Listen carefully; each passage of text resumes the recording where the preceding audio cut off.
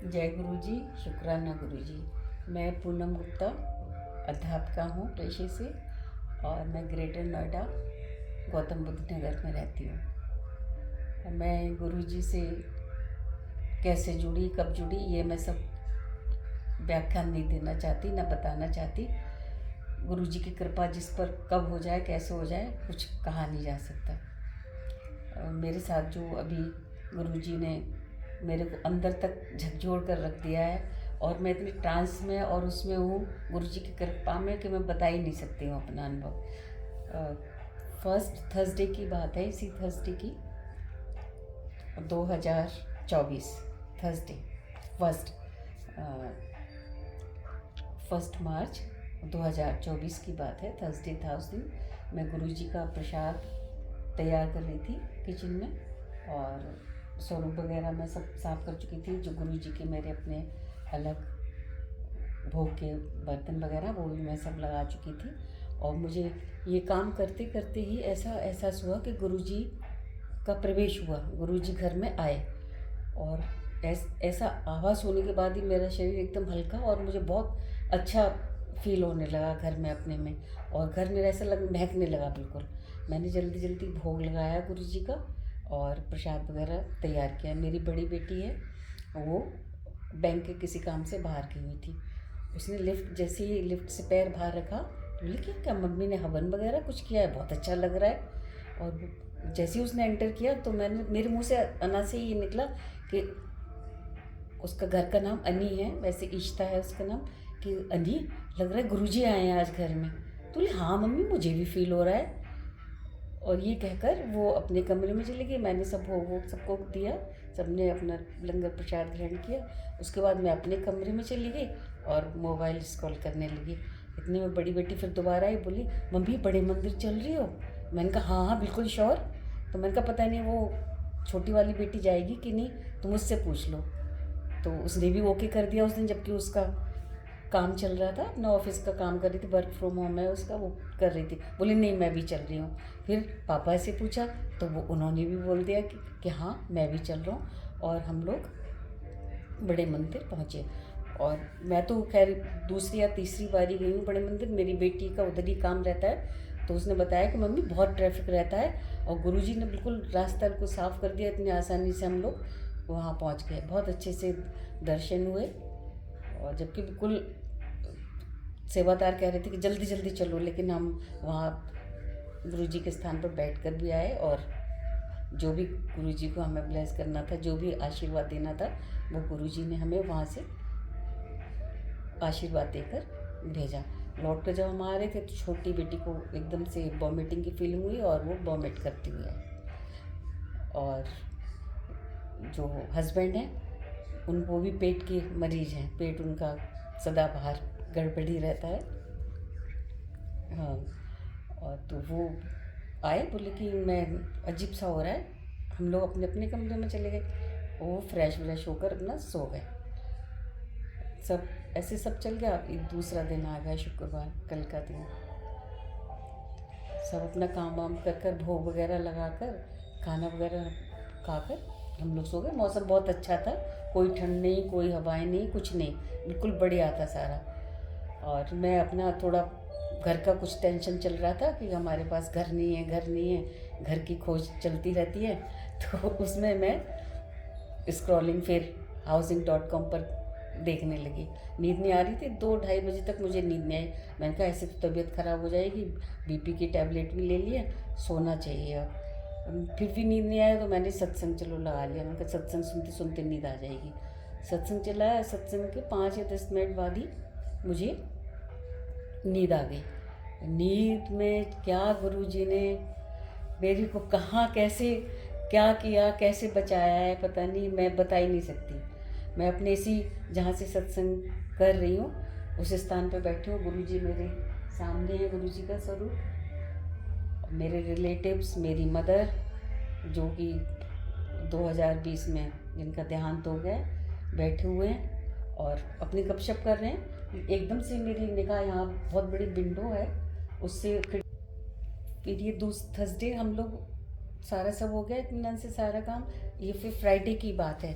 Friday को भी दिन की जो दिनचर्या है वो पूरी कंप्लीट करके, और एक जगह थोड़ा सा हमें नोएडा जाना था, वो भी काम करके हम आ गए। और मैं अपने रूम में थी, बच्चे अपने अपने रूम में। मुझे नींद नहीं आ रही थी, 2-2:30 बज गए। और फिर मैंने कहा सोना भी ज़रूरी है। फिर मैंने एक सत्संग लगाया। सत्संग सुनते सुनते ही मुझे नींद आ गई। नींद में ही, मैं तो ड्रीम तो इसे नहीं मान रही हूँ। लोग कहते हैं कि ड्रीम सपने में गुरुजी आए, सपना नहीं, मैं तो इसको साक्षात गुरुजी मेरे साथ रहे हैं। साक्षात गुरुजी ने पूरा मेरे साथ जो घटना हुई है वो दिखाया है। और जो आप मौसम देख रहे हैं, जो इतनी तूफान हवाएं जो चल रही हैं, उसी से कुछ संदर्भ ये जुड़ता है। अब मैं सो जाती हूँ सत्संग सुनते सुनते।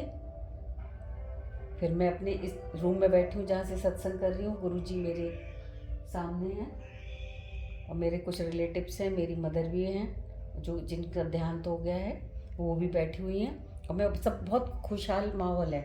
लेकिन मेरी निगाह खिड़की से बाहर जाती है तो मैं देखती हूँ पानी बहुत अधिक मात्रा में, जो सारा पीछे सब खत्म करता हुआ बढ़ता चला आ रहा है, बिल्कुल मेरी खिड़की के लेवल में। हम 4th फ्लोर पर रहते हैं।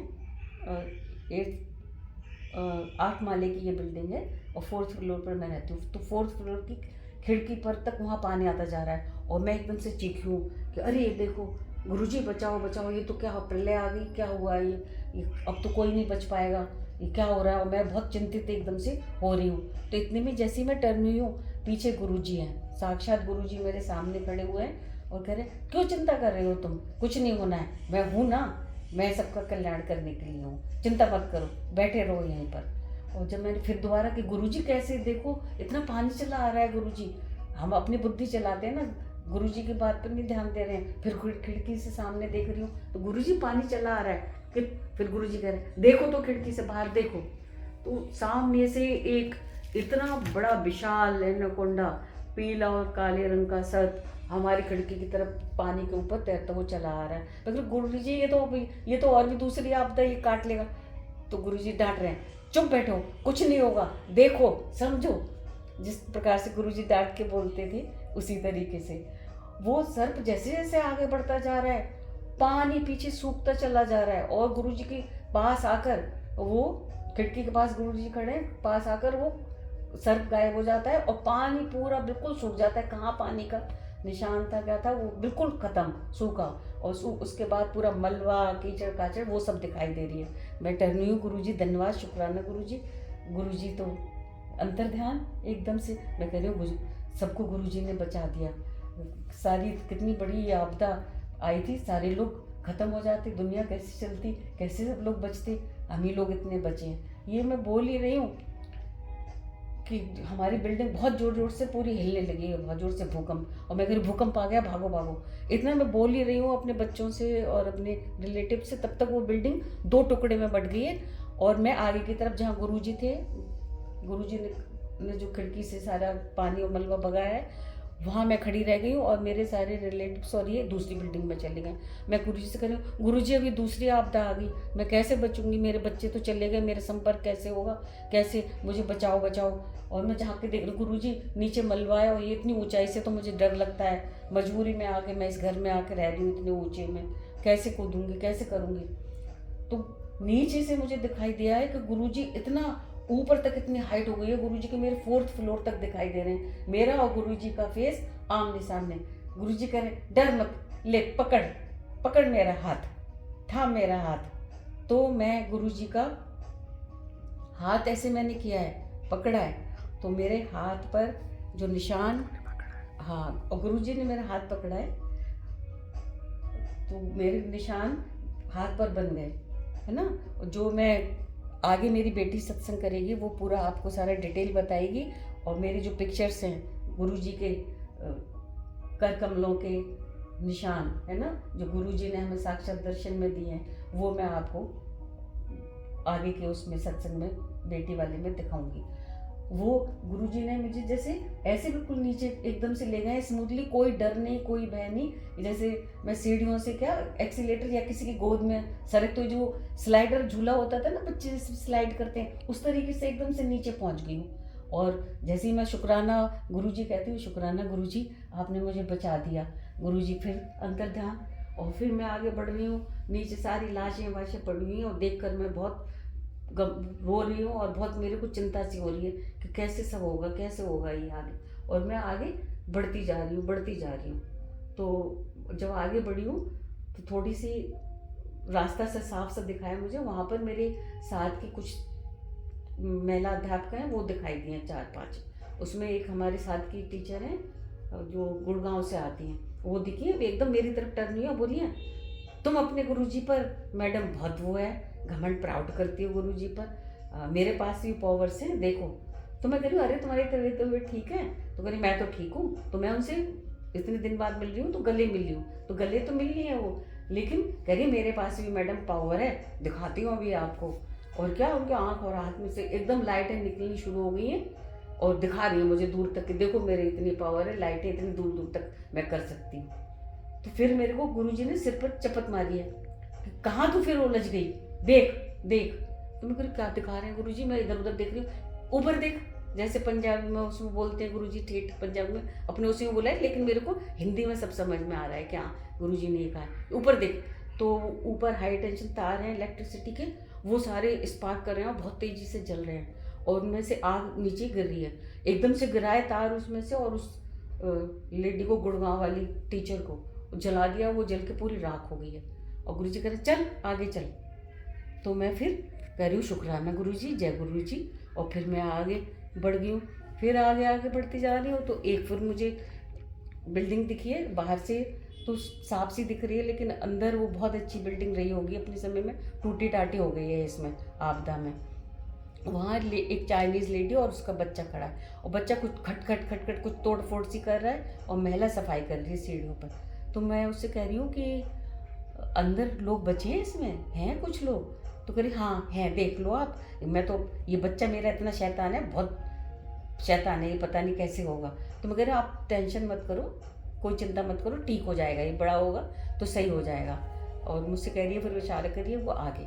तो मैं आगे बढ़ी हूँ और सोचती जा रही हूँ कि अब इसके बाद कोई बड़ी महामारी फैलेगी, क्योंकि कहते हैं सब लोग कि जब ये पानी बाढ़ बाढ़ आती है तो उसके बाद महामारियाँ फैलती हैं। मैं दिमाग में ये चिंतन करती जा रही हूँ कि अब महामारी फैलेगी तो इसके लिए कोई दवा होनी चाहिए। तो गुरुजी की आवाज़ आई है कि ये वाली दवा है, एफ नाम से उसका दवा है, लेकिन वो दवा का नाम मैं भाई विस्मृत हो गया, मुझे नहीं याद है वो। मैं, हो सकता है गुरुजी फिर मुझे दोबारा उसको गाइड करें या बताएं मेरे द्वारा, या फिर और डॉक्टर्स को बताएं किसी को। तो मैं फिर आगे गई हूँ, तो मैं देख रही हूँ कि एप्रिन पहने हुए डॉक्टर्स काफ़ी सारे वहाँ खड़े हुए हैं। तो उसमें से एक यंग एज का डॉक्टर है, वो मेरी तरफ टर्न हुआ है। तो मैं कह रही हूँ बेटा आप डॉक्टर हो? कि हाँ आंटी हम काम कर रहे हैं। तो मैं कह रही हूँ नहीं, आप, ऐसी एक दवा है, मैंने उनको दवा का नाम बताया है डॉक्टर्स को कि दवा है और ये महामारी में काम आएगी, आप लोग ऐसा करो पहले से ही तैयार हो जाओ। तो वो कह रहे हैं आपकी इंट्यूशन बड़ी तगड़ी है, आपको तो सब पता है कि हाँ अब ये होने वाला है। हम देखो ऐसे ऐसे पैकेट्स बना रहे हैं ये, और सबको एक एक इंडिविजुअली सबको प्रोवाइड करेंगे, जिससे महामारी का नाम नहीं होगा, सब लोग स्वस्थ रहेंगे। तो मैं कह रही हूँ ठीक है, आपने ये बहुत अच्छा काम किया है।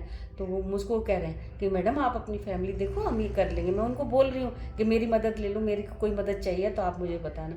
कि नहीं आपकी मदद की ज़रूरत नहीं है, हम कर रहे हैं, आप अपनी फैमिली के लोगों को ढूंढो। तो मैं कह रही हूँ जी ठीक है। मैं उनको भी कह रही हूँ शुक्राना। मैं फिर आगे बढ़ जाती हूँ, आगे चलती हूँ, तो बिल्कुल सब साफ है, कोई भी एक भी बंदा नहीं दिख रहा है, ना कोई एक पक्षी, ना किसी तरह का कोई कोलाहल, ना कोई आवाज़।